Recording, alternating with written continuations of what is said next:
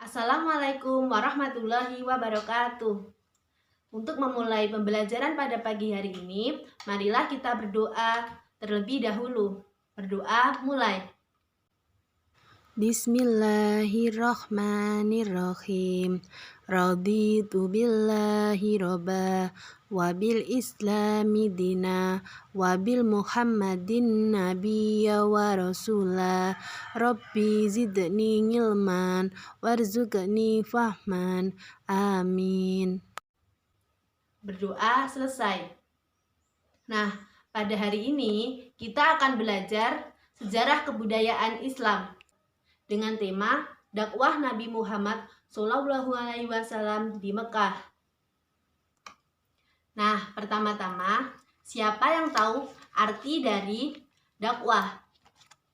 Dakwah adalah ajaran atau seruan untuk mempelajari dan mengamalkan ajaran Allah Subhanahu wa Ta'ala. Selanjutnya, kita masuk pada masa awal dakwah Nabi Muhammad SAW.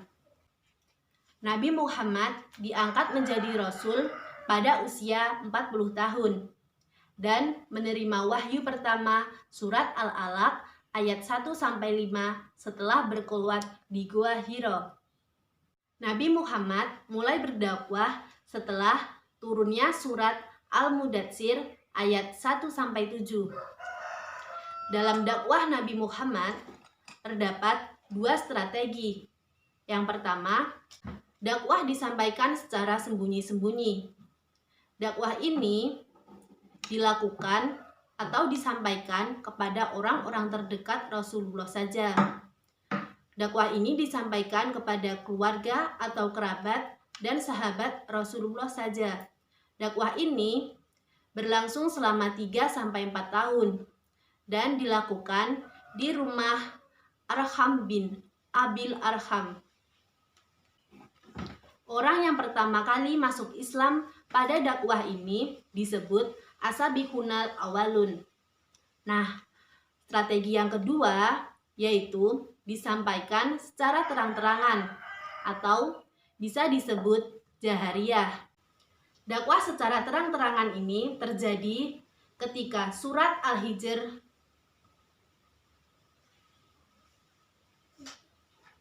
Dakwah secara terang-terangan ini terjadi setelah turunnya surat Al-Hijr ayat 94 yang merupakan penanda untuk berdakwah secara terang-terangan.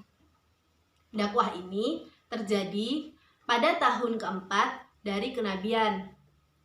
Nah, cara Nabi Muhammad dalam menyampaikan dakwah secara terang-terangan ini yaitu dengan mengundang para sahabat dan para orang terpandang dari kaum Quraisy pada jamuan makan malam.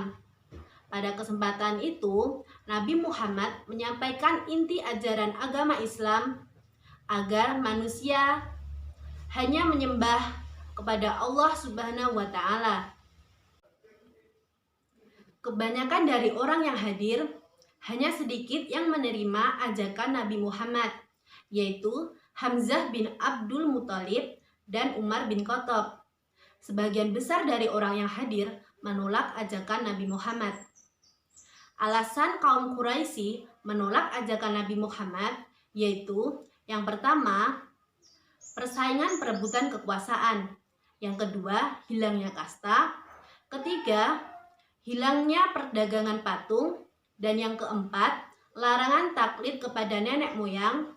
Dan yang kelima, takut akan hari berbangkitan. Nah, itu tadi penjelasan dari Ibu. Sekarang Ibu akan memberi tugas, yaitu bagi menjadi 4 kelompok. Sesudah menjadi 4 kelompok, Ibu akan memberi tugas yaitu membuat proyek peta konsep dengan tema tersebut. Dan untuk minggu depan kita akan melakukan presentasi. Jangan lupa tugasnya dikerjakan. Sekian penjelasan dari Ibu. Assalamualaikum warahmatullahi wabarakatuh.